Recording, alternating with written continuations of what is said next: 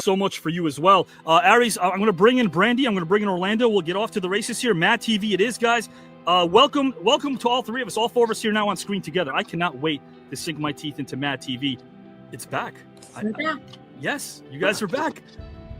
How does it feel to be working with some of your contemporaries, reminding this younger generation about who MADtv is, what MADtv is, and where perhaps it might still be going, guys? I would say it feels good. I mean, look, MADtv was a crazy time in 1995, a long time ago. But, you know, you make friends and relationships along the way with some people that you don't even get a chance to work with on the show, like Aries. I said Brandee's really the person that pulled me in because I think her love for MADtv and her time in working on it and of comedy was something that I just think is infectious. And she was doing the podcast already. And she called me up, and she was already working with my boy Phil Lamar, and she was like, "Hey, we're going to do a reunion at Comic-Con. Can you come down?" And then Phil called me. He was like, "We should talk to Brandee." And I talked to Brandee, and her energy about it and her love for it drew me in. For me, it's like, you know, as an original cast member, it's a lot of fun, you know, to catch up with Deborah and Nicole and David Herman, and Artie Lang calls me probably every other day, and we catch up and laugh. So, you know, great times, great memories, and exciting to turn it on to a new generation. But I got to give the hat tip really to Brandee because I think it's really her passion and her foresight that got us here. Does it seem as if right now, Brandee, that the momentum you guys have right now, is that something that even impresses you? Did you even know the impact you guys had? Here's the thing, like when you and I were talking in the green room earlier, I was explaining how the whole thing kind of came about. And it was a year ago. Phil Lamar, he had asked me if I could help him at a video game con. And I was like, of course, I'll sit at the table with you. And for every group of 10 people that came forward for an autograph, every 7 or 8 of them started out with MADtv. Listening to these people talk to Phil Lamar, and I was like, how are these kids, how do they even know what MADtv is? The following week, I was at San Diego Comic-Con in 2024. And again, the exact same thing happened. Everyone kept talking to Phil, fanboying, but they would start with MADtv before they would go on to his career. And then it wasn't until Phil asked me to kind of go over some podcasts for him. He's like, hey, can you just help me out? I get all these requests. And when I was listening to some of them, because there's some bad podcasts out there, I was like, why we could do this. And I just happened to have a coffee date set up with Andy Pease of DC Comics. Sure. To her, and she was like, do it, run with it. It was a little train that could, and it was still like MADtv, because even back in the day, Aries and Orlando, we never got advertising. Fox didn't own us. They didn't give a shit. Nobody promoted MADtv. And so the podcast was kind of like that. I have like a Roku TV, and there's MADtv, and I'm like, wait, what? And then different links to where, like, even on Amazon, where you can buy episodes to watch now. And I was just like, finally, because I've been shouting from the rooftops to like nothing, just shouting in the wind. Sure.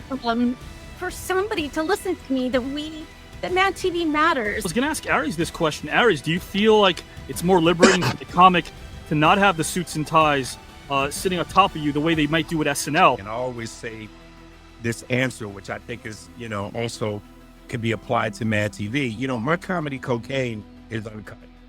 You know, I serve it in the purest raw form. And I think that was very similar to what we were able to do on MADtv. Right. It was the 90s. You could get away with more. But I feel like, today's climate is a disservice to what could be comedy fans. Because if you were able to take in what we gave you, what was better than that? So I almost feel sorry for people who are coming up now trying to embrace comedy because it just doesn't have the same agency that it had back then. But I feel like we are not in an environment where people have a thick skin. We're in an environment where there's a lot of fragility and a lot of thin skin. So, everybody gets a trophy. That's even the losers. So, if everything is upside down, I think it requires comedians to shine that light, and musicians and artists to shine that mirror and hold it up to you. And some people don't like it, but I think that's the difference between artists and puppets, right? The difference between wallpaper and art, right? Wallpaper might look pretty, but it ain't got no meaning. This isn't a question specifically geared towards Orlando or Aries or Brandee. Any one of you could jump in this, but what's the one sketch for MADtv that fans scream at you the most? Aries, is there anything that people usually point out? One over the other, perhaps? I don't know. And I noticed might sound somewhat braggadocious, but I think to our credit as an ensemble, just like Brandee said, we were never given the respect that I felt we deserved, especially in terms of promotion.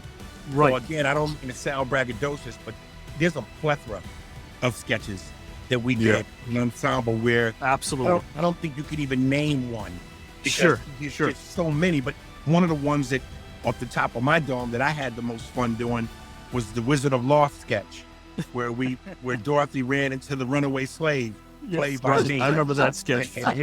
My request was for freedom, which of course I couldn't get granted. Can I do my impression of Aries? Please. As Aries or as a character? No, as the character. Because, the lion and the kids are all trying to come up, and Aries is like, go on, get from here. Get from here. So the one I got in trouble for a couple of them, but the one that really got killed was Schindler's Lost. The story of a man with a sense of justice, but no sense of direction. Steven Spielberg's in a helicopter with Quincy Jones, and they're flying from New York to the Hamptons. Okay. And Spielberg answers the phone in his helicopter and says, yeah, okay, I got it, go ahead, kill it. And he hangs up the phone. And when they land the helicopter, Quincy Jones says, what were you talking about on the phone? What was that? Kill it. He goes, it's some show called MADtv. They had a parody of my movie Schindler's List. And the Anti-Defamation League and the JDL want to kill it because the script supervisor was offended and she sent the pages over. So I got in trouble 3 times. They were ready for me to leave. You brought up Quincy. I got to say this to you as well. I got to ask you this, I should say. We're in the same circles. I heard this story. I can't recall from who. But at one point when you were auditioning, he was kind of like, give me an East Coast rapper. Give me a West Coast rapper. He was just kind of throwing stuff on the wall, right, when you were auditioning? Yeah, that was so the way the audition worked was, especially for MADtv, you had this material to do. Right. And, I just, instead of reading with the casting director, which is usually not fun, I just did all the characters. Gotcha. So he was like, okay, cool. What else can you do? And I was like, I don't know what, why don't you just throw out a character? So he was like, East Coast rapper, West Coast rapper, grandma. He just started throwing out characters. So I would switch to whatever character he threw out, and that's how I got the job. Brandee, doing improv, was that nerve-wracking when you first started doing that? Of course, with your experience as a writer, what got you to actually feel as if this is now your next test as a comic, as a writer? It was awful starting because I was a writer. And as a writer, every day that you write, you get better and you get better and you can do rewrites. Improv, you got one shot. If you say the wrong thing, if you don't pronounce, it gets held against you. And trust me, no one wants to live in this space. My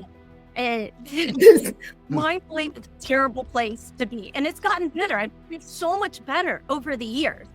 But it's because of practice. And the more you get up on stage, the more telling you do, the better you get. I got to go back to something that Orlando said earlier. I got to go back to something he said. Please. When he goes, you can't teach this.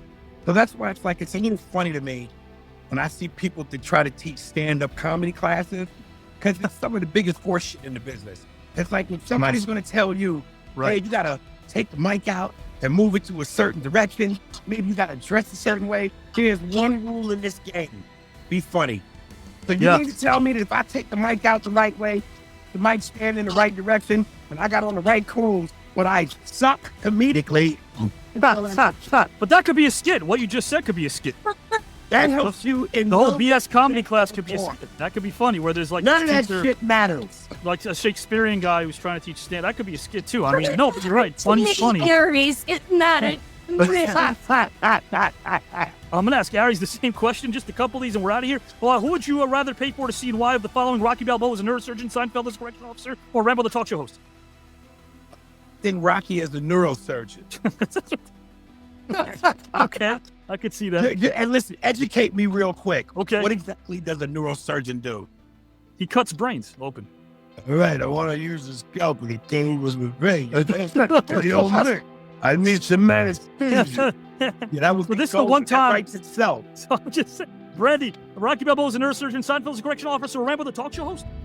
I'm gonna go again with Aries, Rambo the neurosurgeon, and I want the scalpels inside the boxing gloves. That's great. Back to Orlando. Orlando, which would you pay for the following to see and why if you could? Just one. Hannibal Lecter is a regular cast member of 90210, Big Bird the Bounty Hunter, or Conan the Librarian? Oh, Big Bird the Bounty Hunter. Because watching that bird shoot a shotgun is something I need to see him do it. And you got him in Orlando. He did run the streets of Sesame. Oh, 100%. With his invisible friend Snuffleupagus. I know all about that game. Did you have fun? Hopefully it exceeded expectations. I'm hoping a little bit, perhaps. You guys had a cool time? Okay. Yes. Yeah, no, it's all good, brother. Nah, this was great, man. Thank you, Aries. Thank you, Brandee. And thank you, Avi. This was lovely, man. I want to show you something right here, guys. Let's see if I could pause this. I hope I could pause it. Guys, what does this say? What does this say here in case you want to take a real sneak peek into the backstage world of yours truly? Mad Rewind, sponsored by who? Oh, I wonder how that happened. I wonder how that happened. Is that a Progresso soup? What? Is that a Progresso soup? I don't speak until that is awesome. Don't speak unless the truth comes out. And guys, Progresso, MADtv, TCAN, we're all teaming up for something monumental.